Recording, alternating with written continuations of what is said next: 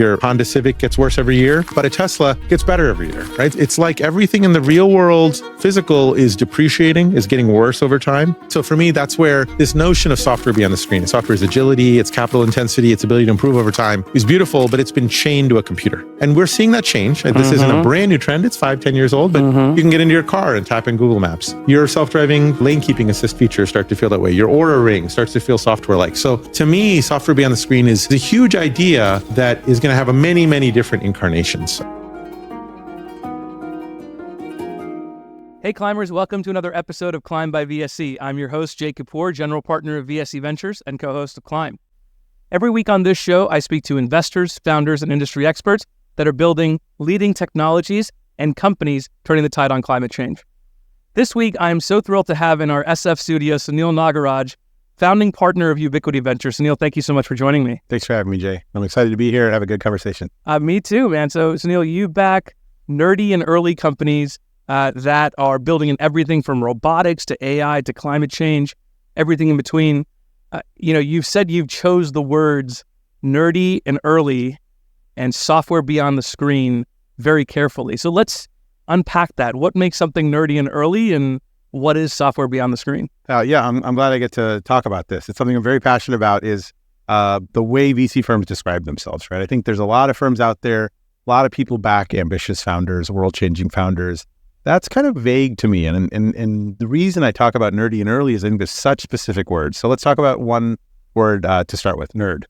For me, the idea of a nerd is not someone who wears thick glasses. It's not somebody who talks with a weird voice.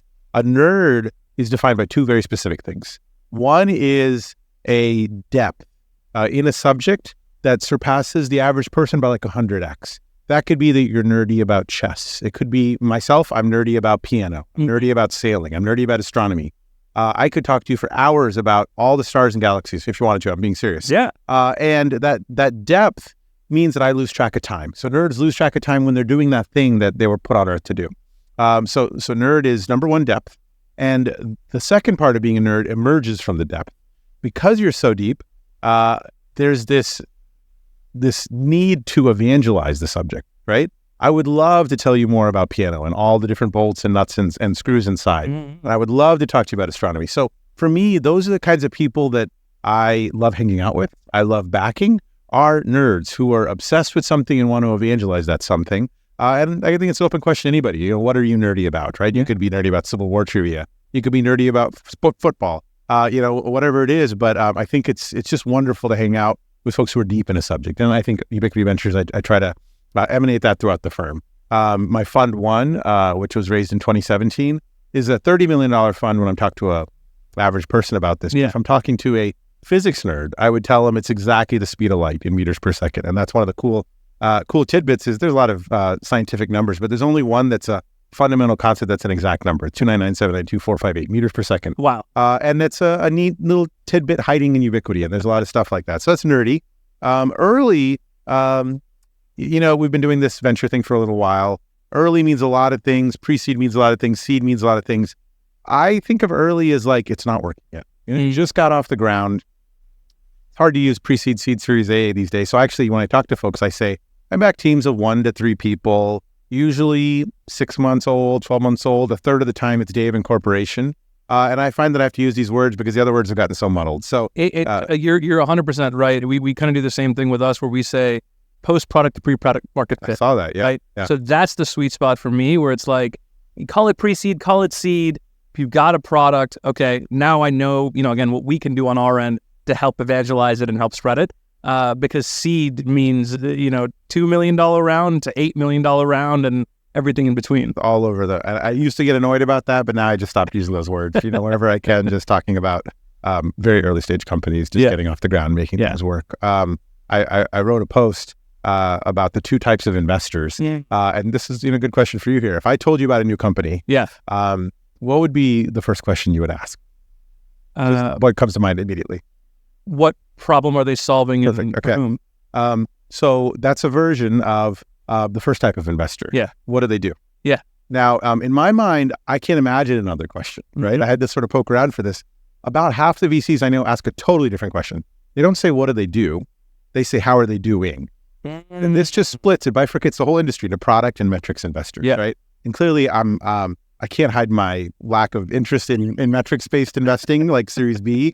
I think whether you decide if a company's worth 150 pre or 170 pre, not an interesting exercise. Is this technology going to take off? Is it going to work? Is this team going to bring it to market? Very interesting exercise, which I think is sort of where you play as well. Yeah, no, 100%. And the software beyond the screen thing was so interesting to me because initially when I saw that, I was like, oh, is he doing IoT? And it seems like software beyond the screen is so much more than just sensors and things like that. So what does that mean exactly? Yeah, it's a great question. And IoT is a word I never use. Never ever use IoT. Normally stands for Internet of Things, but to me that doesn't tell me anything. Internet of Things. Even the first time I heard the word 15 years ago, I was like, what does that mean? So I think about software beyond the screen, and I use that expression because I'm an engineer. I'm computer science undergrad, been coding since I was a kid. I still code, and I love the beauty of software, especially in 2024. Software has these characteristics where it has settings, analytics, and updates. So this chair that I'm sitting on doesn't have any settings. I can't change the way it works. The company that made the chair doesn't know how the chair is being used. And the company that made this chair can't update it, can't make it better. All of this is true for your iPad. All of this is true for your Apple Watch. All of this is true for your iPhone. That there's the creator of it has a stream of information as to how the product's being used and can continually make it better. That's beautiful to me, right? Yeah. So it's like everything in the real world, physical, is depreciating, is getting worse over time. Your Honda Civic gets worse every year, but a Tesla gets better every year, right? So for me, that's where this notion of software beyond the screen, software's agility, its capital intensity, its ability to improve over time is beautiful, but it's been chained to a computer. And I literally mean, chain, like you need to sit down, hit Control-Delete on a keyboard, use your mouse, click on login, and now you can use software. And we're seeing that change. This isn't a brand new trend. It's 5-10 years old, but you can get into your car and type in Google Maps. Your self-driving lane keeping assist features start to feel that way. Your Aura Ring starts to feel software-like. So to me, software beyond the screen is a huge idea that is going to have many, many different incarnations, software beyond the screen. And now you know where this word ubiquity comes from, right? It's about software becoming ubiquitous in the real physical world. What that ends up meaning tactically, I have 35 companies in the portfolio now. About half have a little bit of hardware. When software jumps off of a computer screen, it lands on something sometimes. And that could be, a ring. I have a smart earbuds company. I have a cow collar company. So sometimes it lands on hardware. Sometimes it doesn't land on hardware. Instead, it's just software, but it's navigating, perceiving, understanding, actuating the real physical world. So half of my companies are a little bit of hardware, but all of them use a little bit of ML or AI, and it's all about this next phase. I'm giving you the nerd description. Please. If you wanted a business description, I would, which sounds a lot more boring to me. I would say there's a massive TAM expansion opportunity. By bringing these technologies to offline industries. Right. Well, it's interesting because we see that so much. We call them legacy industries. You call them offline industries.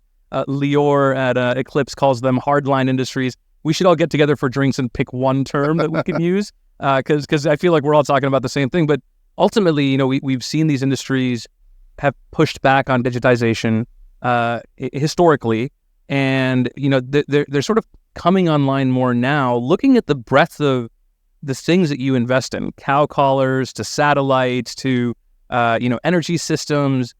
This question actually came from our mutual friend Rishi Taparia, who put us together. How do you get up to speed and get comfort with a market that you're investing in when you're so nerdy and early? So we've talked about software beyond the screen as being a horizontal thesis in a way. That's how I'm hearing your question. There are investors, many of our VC brethren focus on industrial, focus on ag tech, or in the SaaS space, focus on vertical SaaS. But it is a bit more where you can build some domain expertise in that industry.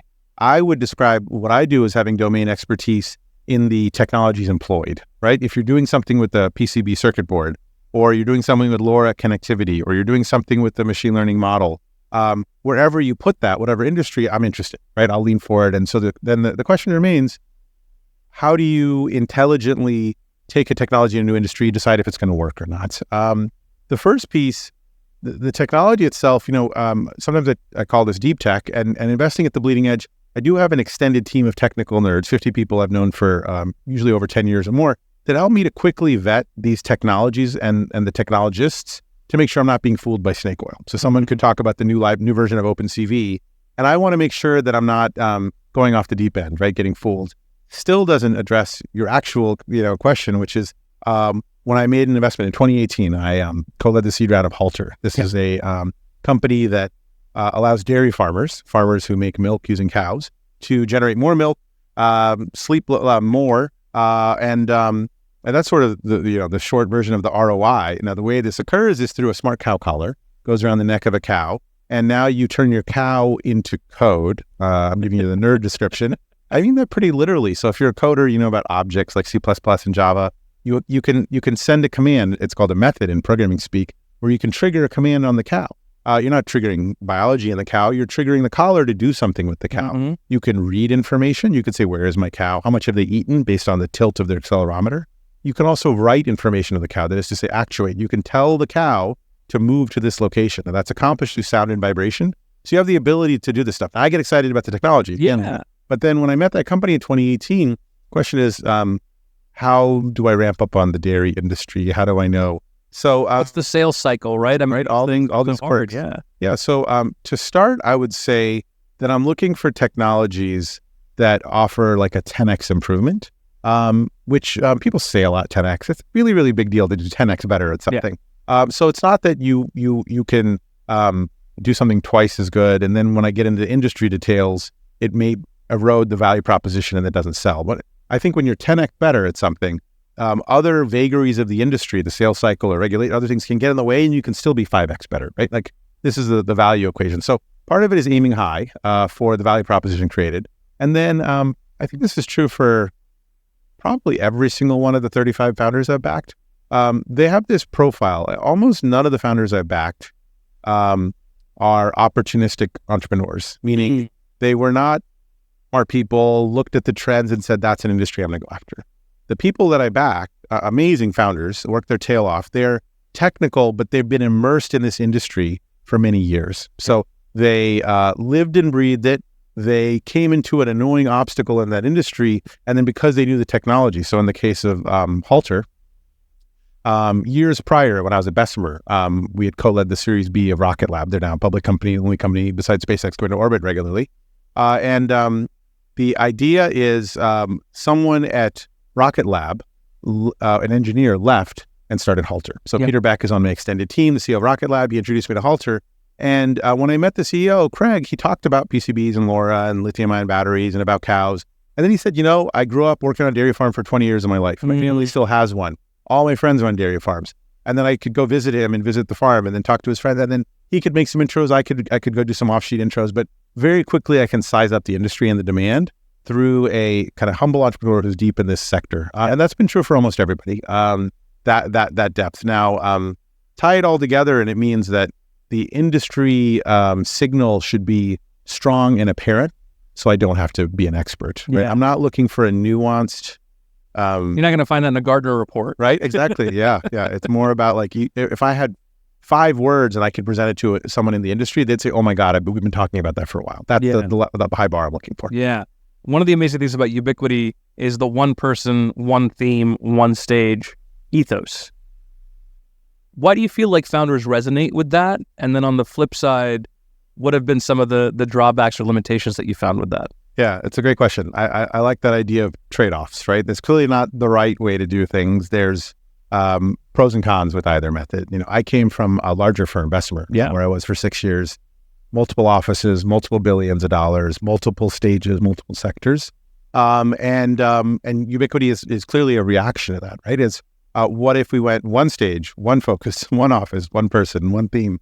And I've loved it. I absolutely loved it. And to your point, I think the founders I work with and the founders I meet love it as well. So I think first and foremost, there's this idea of the personal touch.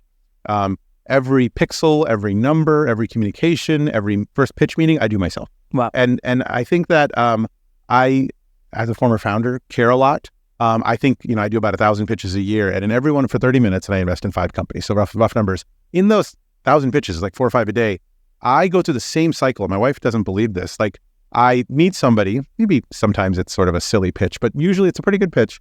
I fall in love with the person. I fall in love with the idea. I get like revved up. Wow, this would be so cool. And then I have to flip on like, no, this won't work. This won't. So it's this emotional roller coaster every single day. And I, I've been doing this 13 years or something like that. So I'm used to it now, but I still like that I do fall in love and then I fall out of love all in 30 minutes and once in a while go deeper. And when I don't, I try to be helpful genuinely as a personal touch. I sign everything with my own name in a sense. So I think that's a huge pro is the personal touch. My LPs, I have 3 funds now, approaching 200 million under management. And I think my LPs also appreciate that there's a high level of accountability, high level of integrity, a high level of quality on everything put out. And it's just one of these things when your neck is on the line, when there's no safety net, right? There's no one else to blame. There's no one else to push back to LPs and the solo GP thing. I mean, I'm very fortunate that it's a partnership because that's the model that I always came up in. Back and forth in a room, you kind of beat the idea up together. Whenever I've had to sit there and make a call myself, I definitely my hands start shaking. Be like, I need somebody to bounce this off of. The LP conversation is always interesting because while solo GPs have become a little bit more in vogue, and I think the 2021 hype cycle was a part of that, you started as a solo GP well before that. Yeah. What was the pushback that you got? It's a good question. And we have to credit folks like Manu Kumar and others that were Jeff Favier at Encore, proprietor Softtech is what it was called. Yes. And Manu Kumar at K9, we had lunch yesterday. So still consider them mentors who paved the trail in 2009, 2010, that phase. I started in 2017. It wasn't a well-paved trail in 2017. Nikhil at Now Footwork, originally Shasta, wrote that seminal blog post, Solo Capitalist, coined the word. You put a word to something, it starts to make it look a little more legitimate. So, LPs have had pushback, like you said, trade-offs. So there are trade-offs with getting input, decision-making, coverage, right? So I am worse at that, right? The negatives are, I don't have 10 people, at best where we were 50, meeting every company. I'm saying 10 because a sector team. Sure. So I know that I'm not going to meet every company in a sector. By the way, I'm also not going to because of the stage. At pre-seed, people are quietly in their bedrooms. They're not at conferences. There's no articles about them. But I know I'm not going to have coverage, and that's built into my underwriting, my pricing, my model. I know that I won't be able to have the same presence as larger firms. I know that I won't have the same intense adversarial thought dynamic that you're talking about, where you have several people who are economically motivated to come to the best answer, right? Now, I'd say most firms have too many partners in the room, right? When you have 12, you get diffusion of responsibility. But if it's 2, I actually like that model personally. I could imagine doing that, like 2 people who are really fighting because I don't want to lose money, you don't want to lose money, you brought half the LPs, I brought half the LPs, my sister's in it, your sister's in it, and we both want to get rich, right? And we want to change the world. So there's an elegance, and so it's just a curve of one person, too many people. I swung really far the other way. In terms of how LPs have reacted to this, I got some feedback. I think it's probably still true. Early in my pitching from another GP, they said, if an LP is not into single GP, they're not into a one decision maker firm, don't try to convince them. You'll never succeed. Yeah. And I think to this day, I've never succeeded. Now I'm happy to say I have pension funds, university endowments, lots of institutional capital, but it's not because I could change their mind about single GP, right? I think it always starts with a kernel of interest, or they wanted to build a program, or they're interested in deep tech. And so it is a tricky dance. But the folks I have as LPs, lucky to have, are already bought into the trade-off that it's an interesting trade. Yeah.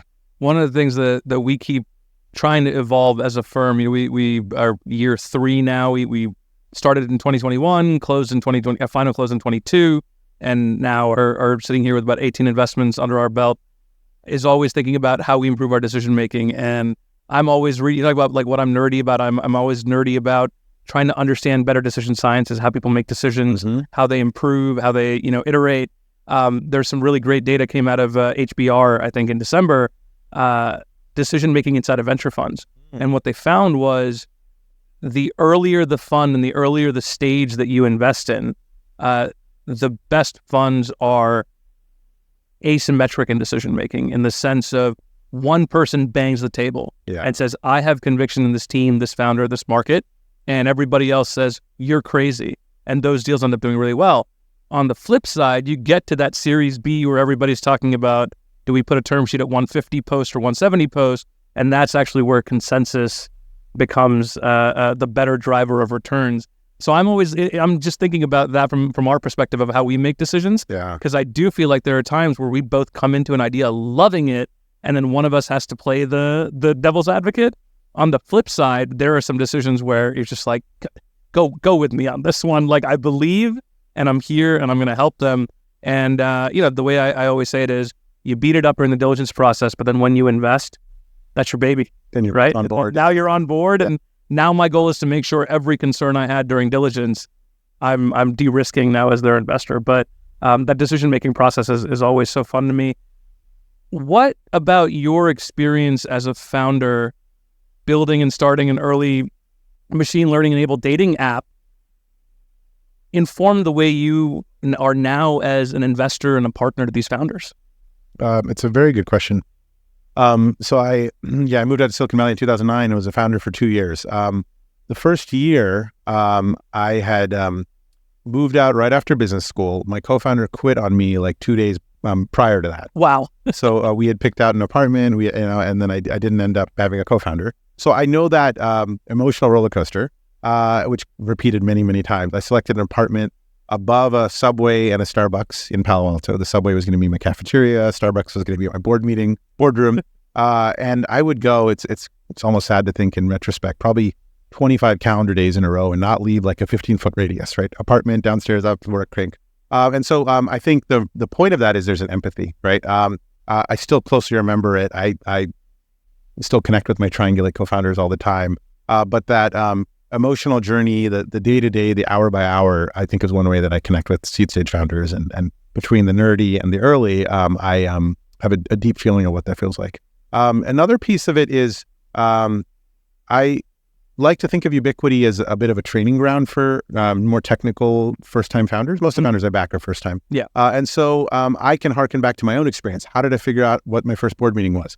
So, for example, I signed a term sheet, raised on my seed round, and then I was racing to get an office just so I could have a room to host my first board meeting. I was kind of obsessed with the pomp and circumstance of it. Today we'd be like, what are you talking about? Just do it over Zoom. Just do it at the VC firm's office. Do it at a random like WeWork. But that nervousness, I remember at Triangulate, we had signed a term sheet for a 3-person board. So myself, the Patricia Nakash at Trinity Ventures, who's fantastic. And then we had an independent. And I remember I did not want to appoint that independent because heaven forbid the two of them gang up. Now that's not Patricia's style, but it was in my head, these concerns. So I can, to this day, I can kind of take off my VC hat and put on my entrepreneur hat and just see the world differently. I'm not an entrepreneur, right? Like entrepreneur is much harder work. Yeah. In the same way that I can take off my business hat and put on my technology hat. And I think that's really useful to look at any situation in both of those. So I think it helps my founders. It helps the connection. It helps the empathy. I don't walk into a room and sort of bang the table about millions of MRR. I'm more delicate about, how are we going to do this? What are the implications? What are the emotions? Things like that. Yeah. And as part of kind of your outreach to those technical founders, I saw some of the content you had put up on Ubiquity University. Oh, great. Okay. The board content, by the way, I thought was particularly compelling because there is so much information out there from YC, from, name your next podcaster that's talking about the ethos of a founder, the finding product market fit. And then it's like, okay, now I've raised money and I'm running this as a professional organization and I have people I'm accountable to. So I, wanted to commend you on that. Maybe I'll ask it a different way. One, what was the genesis of this? Was there a moment where you were like, I need to put this content out for more founders? Yeah. And maybe we'll come to a little bit more of which of these videos you think ought to be more popular, but isn't. Sure. So yes, there's definitely a moment where Ubiquity University sort of came into like, this is going to be something I spent some time on. In engineering, we have this idea of, these days we call it DRY, don't repeat yourself. When I was in high school in the 90s, and you wrote a function, I remember I wrote a Tetris game. So in C++. And if you wanted to center some text on the screen, you have a little bit of a function to sort of put the text in the right place. Yeah. Later on, if you want to center text again, you don't write that again. You take that code, you put it into a function, and you call it, right? So it's called refactoring code. Now, do not repeat yourself. That notion of if you have to do something twice or more, put it somewhere as a resource and use that, right? So that was in the back of my mind as just an engineer. And what I found was as my portfolio grew, I shifted from being flattered when one of my entrepreneurs asked me for advice on a topic. Hey, Sunil, I want to hire a director of engineering. What's the right equity? oh, okay, let me tell you, with my wisdom, let me share all my wisdom. And then 2 days later, another entrepreneur calls me in my portfolio. Hey, what's the right equity for a director of engineering? I'm like, shit, I should have just recorded myself.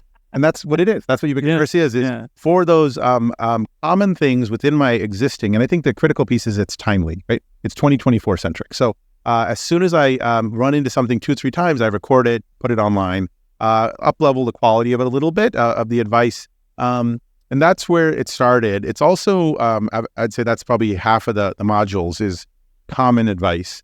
Another half, you might even call them like me trying to eradicate some pet peeves, right? Or the board content, maybe the one you're talking about, it's called managing your mindset, nailing your mindset for your first board meeting. And I'll give you one example. There's probably 5 in there, but one, I remember this from Triangulate. So I graduated, I pitched terribly. So I pitched for like 9 months for my seed round. You never want to pitch for more than a few months, right? As a technique.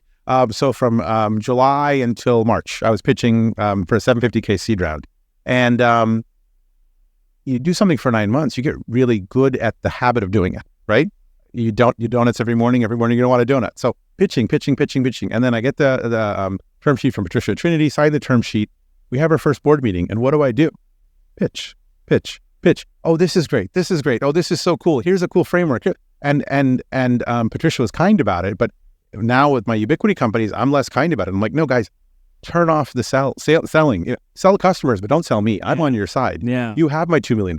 I can't take it back. So that pet peeve, after a little bit, I was like, why don't I make a thoughtful, elegant video about this to convince founders it is a natural thing, but you have to forcefully flip the switch. Yeah. The minute the money arrives, no more games, no more packaging, no more storytelling. I couldn't agree with you more. We check in every quarter. Again, we don't lead, so I'm not maybe in sort of everybody's DMs the way maybe a lead investor is, but every quarter I have a check-in or a face-to-face with my founders, and it frustrates me to no end where I will have 2 to 3 quarters of everything is great and up and to the right, and then the fourth quarter is nothing is working and we need more money. Mm-hmm. And you're like, there's no way that happened in the last 3 months. So clearly there were aspects of this stuff that were happening that you weren't sharing with your investors.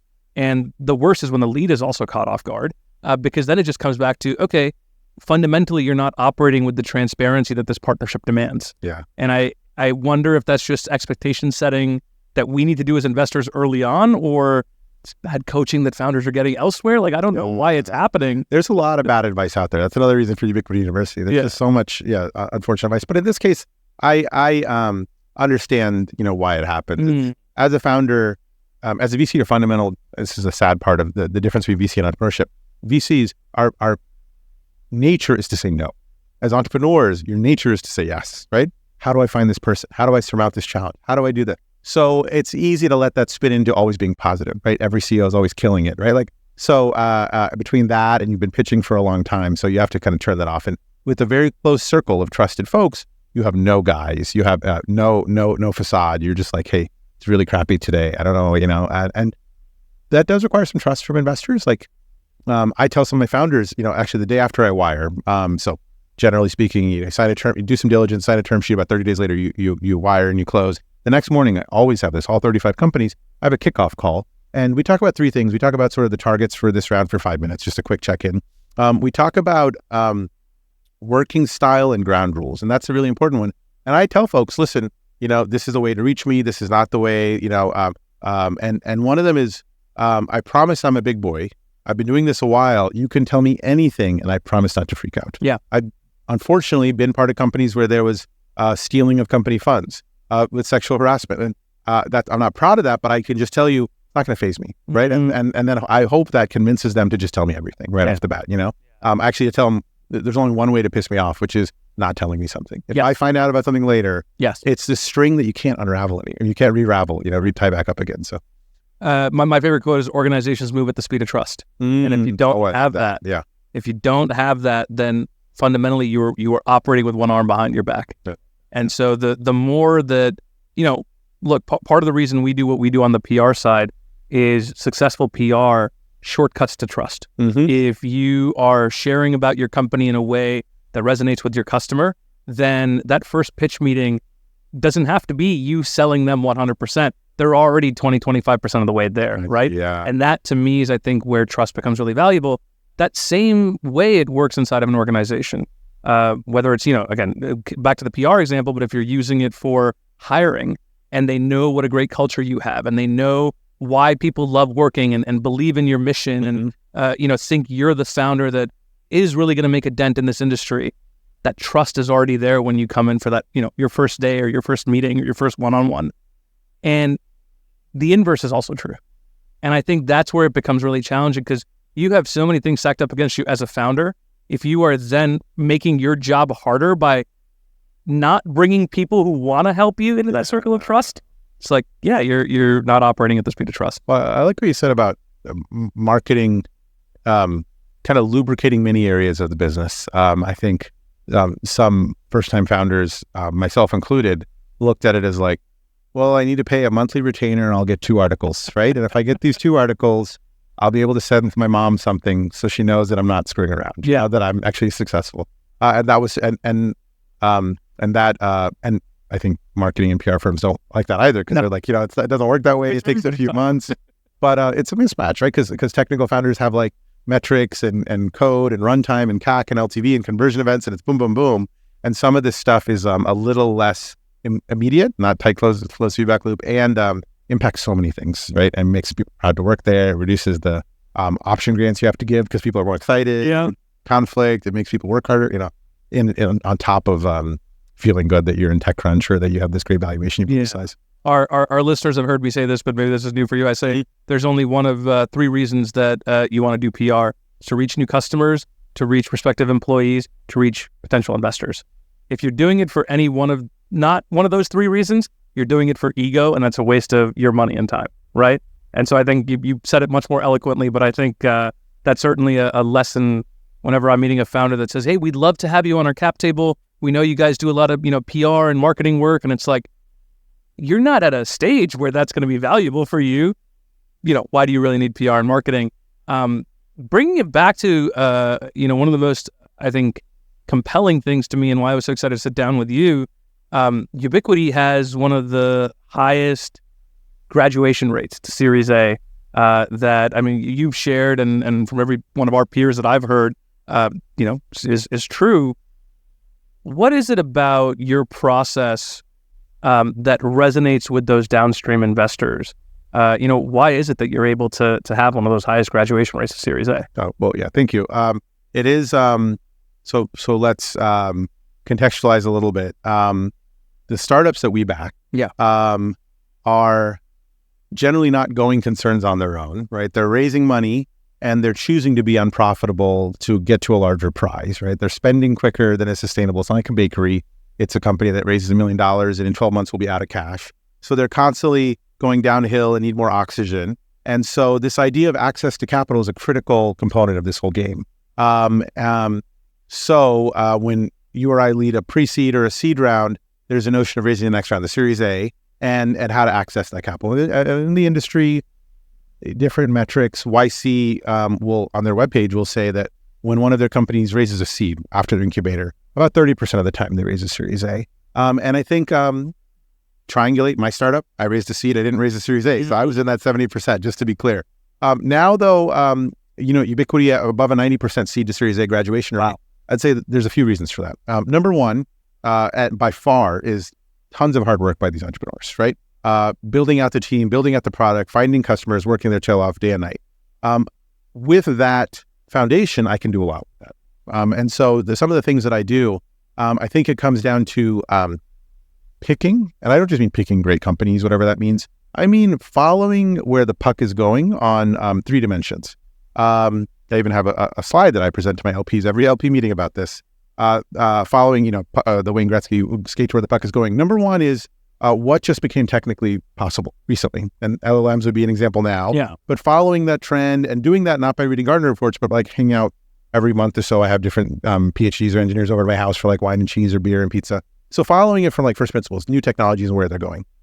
Number two, following what customers want, and this would be like thinking about these larger corporations, what's on their mind that month. It changes month to month, just like, a lot of other things. So it's not that this is the annual priority.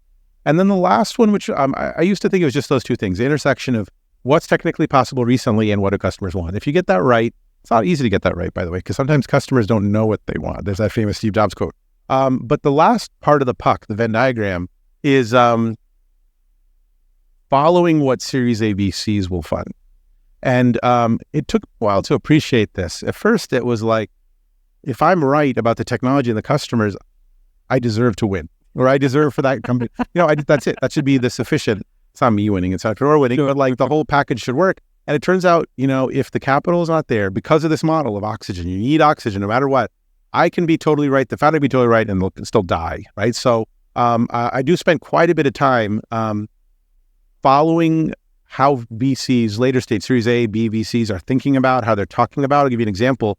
When I was a Bessemer in 2011, 2017, in 2012, 2013, we used to talk about net negative churn. Mm-hmm. Today, we talk about net dollar retention. Mm-hmm. Same thing, but they're just different words. And so following how the words are shifting, we used to say clean tech, now we say climate, right? Like, I'm giving you somewhat trivial examples, but imagine that times 100. Just knowing the zeitgeist, knowing the trends, following that is a critical piece of puzzle. So armed with that, I have a fantastic founder, exciting business, and then following the zeitgeist of these trends and these things, you put them together, and that leads to a lot of stuff I do around helping to manage the process, the timing, the techniques, the words, the slides, the intros, the all of that. Once you have the base, doing that stuff really well can double the graduation. Yeah. Right. And I'm not fooling anyone. I'm trying to get these amazing technologies that are important to customers funded, but it's not always so obvious to make that happen, especially in tech. Remove the whether it's the verbiage hurdles or the preparedness hurdles. Yep. More of those hurdles that you can remove that just allows the founder who is nerdy and early to share their vision with an investor who is generally, wants to invest in it, and then all this other crap gets in the way. The more that you can eliminate that, that's your role as a board partner. I love this idea of not only having, a prepared mind as an investor, but a prepared mind as a board partner. Somewhat contrarian, given that you've said yourself, a lot of your peers think being a board partner at seed stage is a waste of time. Yeah. So why is that so important to you, and why is it such a contrarian idea today? It's a great question. So we could zoom out and I'll tell you at Bessemer, two of the most successful, famous investors at Bessemer, both mentors of mine. One would, I'm not going to say who, but they're two of the most successful folks there. One would say you should back great founders and get the hell out of their way. Yeah. The other would say you need to back folks and help them like crazy. Then both of those sentences sound great. They're complete opposites, just to be crystal clear.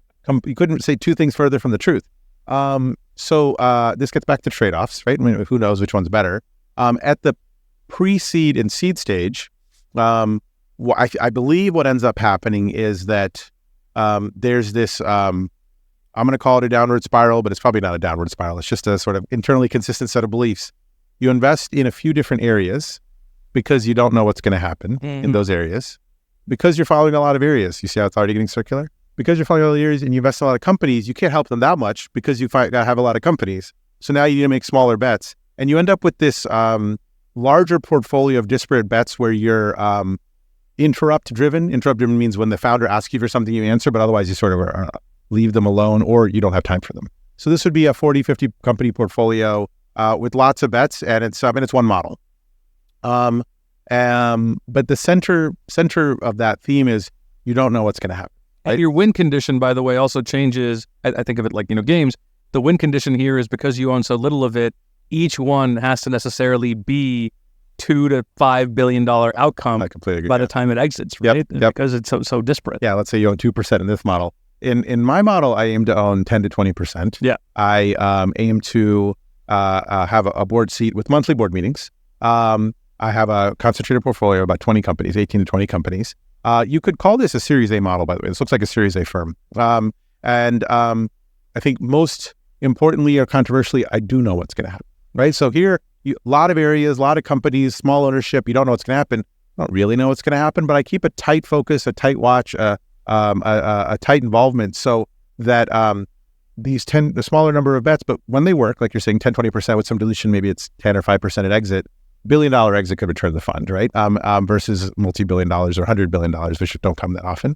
And then because I'm backing first-time technical founders, I can get more attractive entry prices, but then I can coach them through Ubiquity University and a bunch of other stuff and fundraising, make them stronger so it's a win-win and they come out. I'd say it's it's net better. Like it'll have a higher Series A valuation, so the valuation trade-off would be a wash.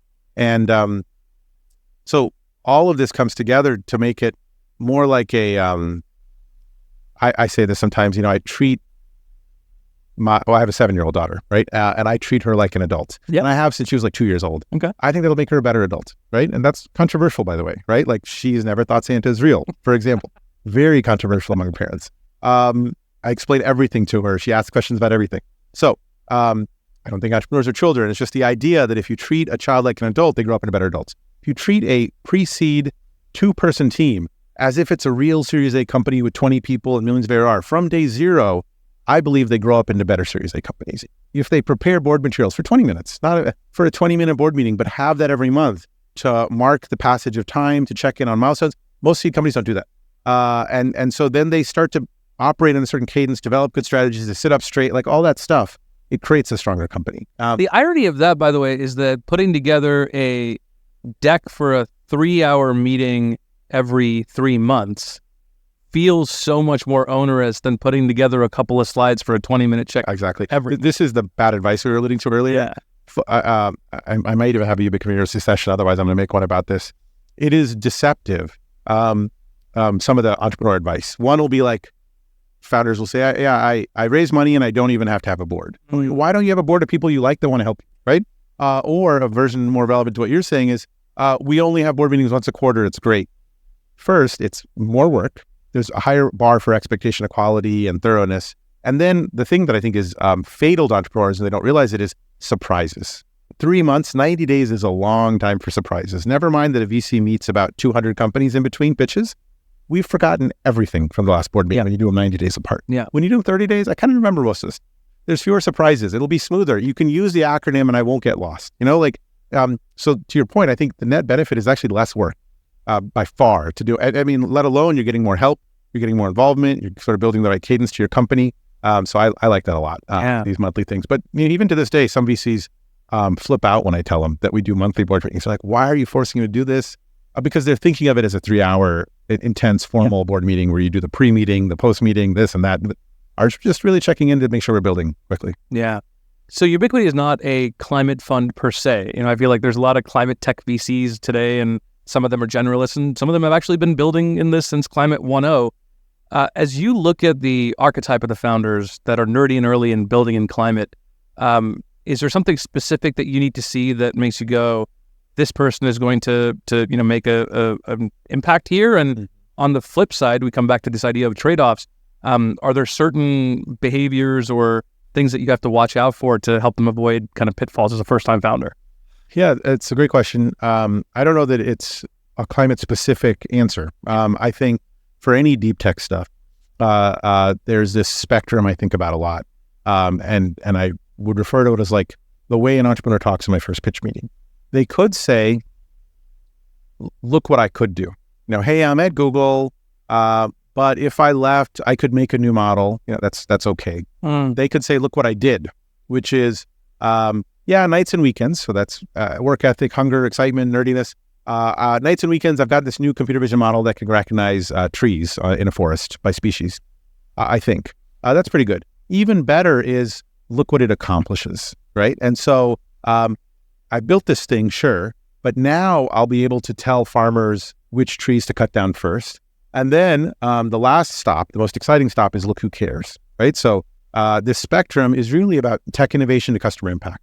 And for everything in deep tech, it's just grand irony. Like to have the confidence to jump into deep tech, usually you have to be super technical. If you're super technical, then you're into the technology, right? Back to the nerdiness, you want to live here, but I need to find folks who can do this, but then are still thinking deeply about spending customer time impact. with the customer. So for climate, that's definitely the case, right? Somebody could know everything about like an 18% efficacy photovoltaic cell and all the PN junction, all that stuff inside, but they have to really quickly be able to turn that off and turn on the customer impact, the empathy, the customer development, Steve Blank, all that stuff. So that's true for kind of any company in deep tech is this customer obsession with a fluency in the technology, but not an obsession. Yeah. So our mutual friend, Nate Williams, wanted to make sure I asked this because, as we're talking about shared love of deep tech, you wrote a blog post that I think struck a nerve with a lot of people called Moonshot Culture is Killing Deep Tech.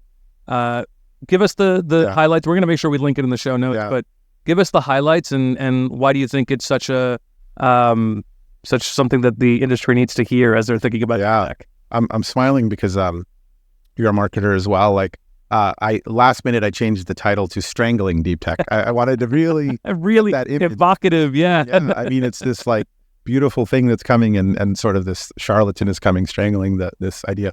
So let's define that for a second. So many people, even as recently as last week, were like, "Sunil, why do you hate moonshots?" I don't hate moonshots. I don't hate ambitious projects. There is this culture around building a normal startup. When you build a normal startup, you follow the rules, you raise a little bit of capital, you make some progress, you raise more capital, you think about capital. There's a whole playbook around building a normal startup. And the issue is when you break out of that norm, the mainstream startup world, you can quickly go off the deep end. And you can say, you know what, I'm not doing a SaaS startup. I don't have to follow that rule or that rule. I can break all the rules, right? And now you're off doing truly crazy stuff with a crazy amount of capital. And in particular, you could name, a host of these companies that blow up after raising $1 billion. I think that's dangerous for the sector. I think it can create a nuclear winter for a whole sector where too much capital goes in. It was risky capital, but then when it fails, everyone says, "See, I told you so. I knew that was a bad idea." That wasn't actually what it was. So I would say the essence of moonshot culture has to do with abandoning rules and raising large amounts of capital out of phase with the typical sequencing of when to raise at the right time and increased amounts as you de-risk the project. Yeah. There are many in the last few months that just sort of come out of stealth and raise a bunch of money. And I don't love that because it can create bad habits. And the opposite of that is nurturing a technology, refining it, raising some more capital, finding customers, raising some more capital, scaling. And that discipline, both in the playbook and the financing, what that results is in a healthier, more likely to succeed process, more replicable process. And that I think is great. It's too tempting to say, I'm doing deep tech. I don't have to follow the rules. Is that a function of the size of your fund though? Because when I look at, I'll give you an example because they're in the news this week. Founders Fund backed Varda, and they're doing pharmaceuticals in space, and it's a big satellite company.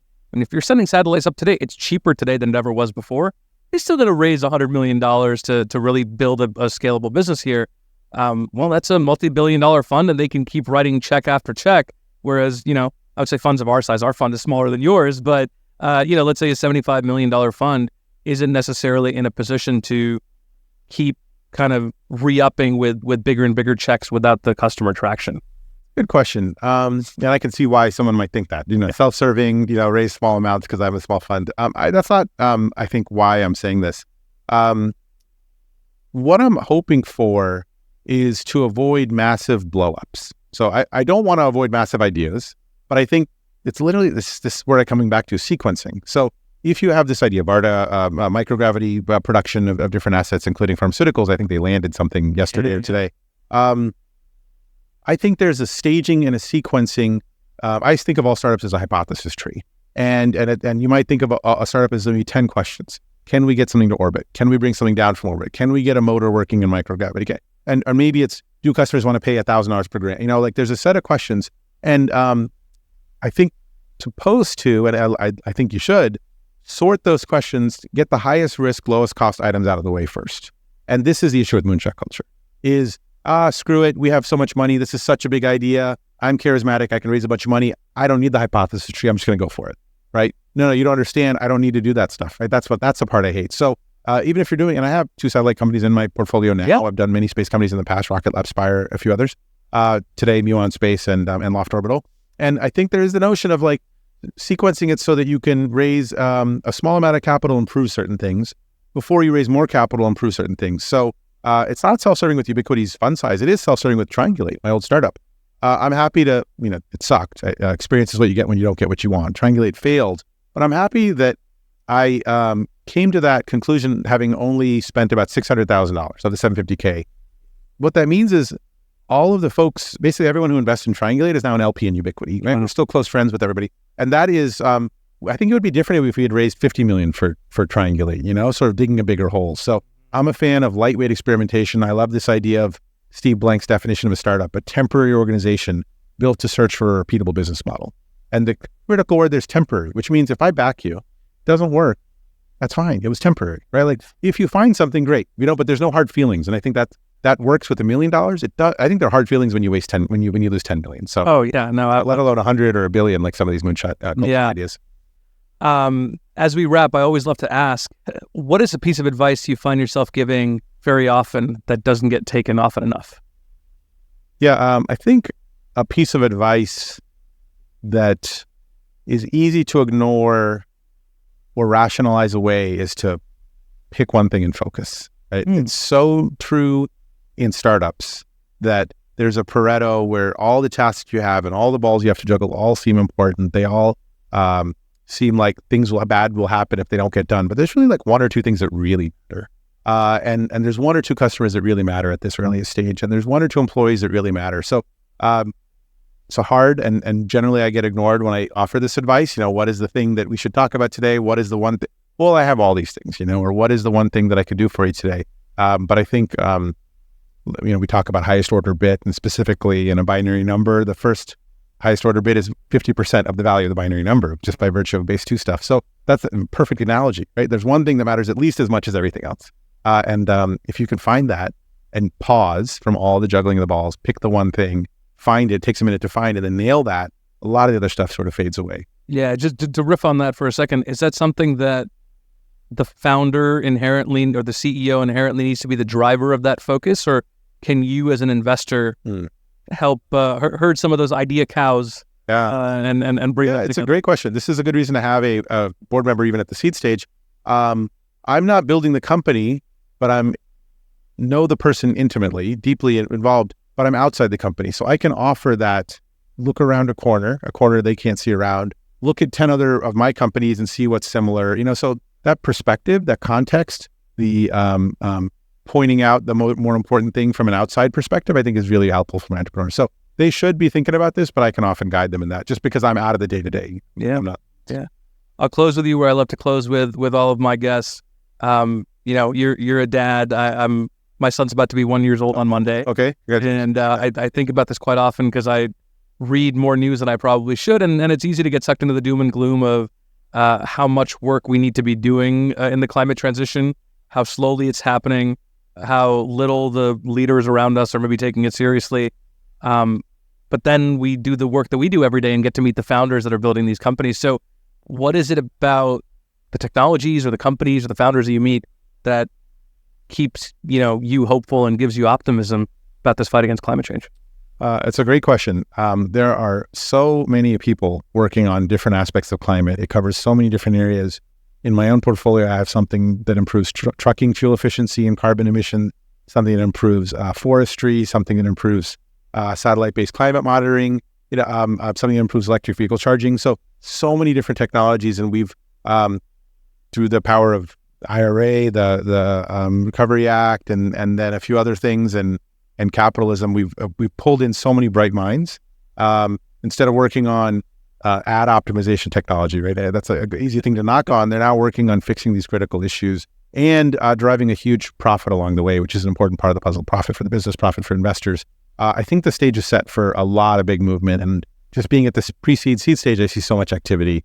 And this phase is a lot more approachable than the clean tech phase 10 years ago. That was, you had to put on a bunny suit, the clean suit, and touch the electronics. Yep. This time you're writing code, and just like we've done for Angry Birds 10 years ago, you're now writing code that's going to help to fix the problem. So I'm not sure, I can't say it's going to work, but I can tell you tons and tons of smart people and capital and resources are deployed towards it. That's a wonderful place to leave it, Sunil. Thank you so much for this really engaging conversation. And I know we took it in a couple different directions, but hopefully I think our listeners are going to be better for it. So I want to thank you for joining me on this episode of Climb, and hope we'll get to do it again soon. Sounds great. Thanks so much, Jay. Thank you. Well, that's it for this week's episode of Climb by VSC. Thank you so much for watching and listening. My thanks to my guest, Sunil Nagaraj from Ubiquity Ventures, for joining us and sharing his journey and experience with us today. Hey, did you know that you can watch as well as listen to every episode of Climb? In addition to Apple and Spotify, we are on YouTube. We drop full episodes every Wednesday, and we drop clips every single day. So there's a lot of content. Keep scrolling. If you enjoyed this episode, I'd love for you to leave us 5-star reviews. And if you really loved this episode, I would love for you to recommend a guest to us. We'd love to have them on the show. Well, that's it for now. Thank you so much for joining me on this episode of Climb by VSC. We'll see you all next week.